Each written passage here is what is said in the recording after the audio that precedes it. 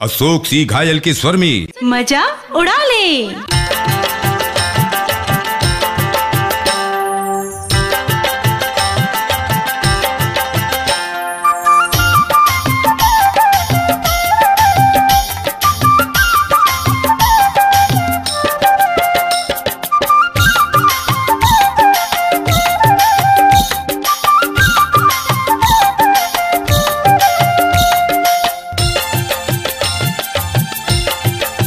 मजा उड़ा ले ओ मजा उड़ा ले, मजा उड़ा ले ओ मजा उड़ा ले, मजा उड़ा ले वो मजा उड़ा ले, मजा उड़ा ले वो मजा उड़ा ले।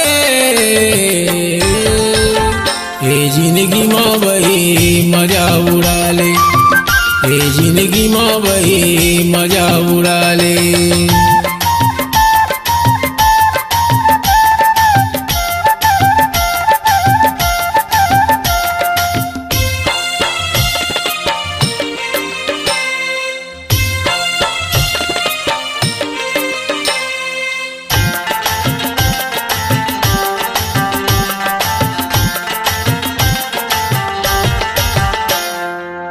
जिंदगी के रंग माय अब ते रंग गे वो, जिंदगी के रंग माय अब ते रंग गे वो। और जिंदगी है लहर बूंदिया, और जिंदगी है लहर बूंदिया। काहे जिनिस तोर बल नहीं है दुरिया वो, काहे जिनिस तोर बल नहीं है दुरिया वो। ये जिंदगी में वही मजा उड़ा ले, ये जिंदगी में वही मजा उड़ा ले।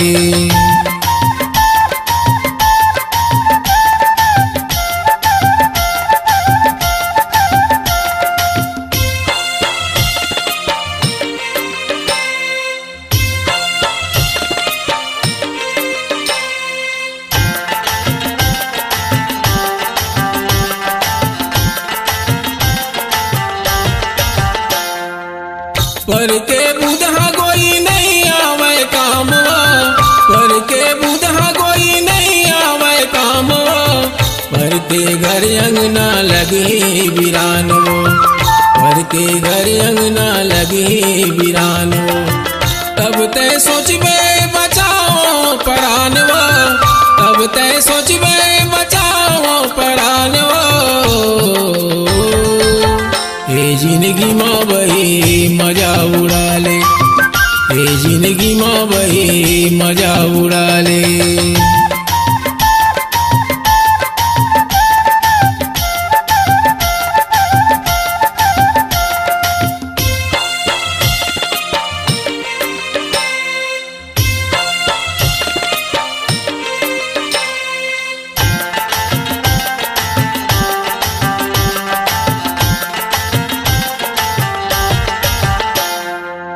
रंग रंग के खाए गोरी देखे सनीमा, रंग रंग के खाए गोरी देखे सनीमा।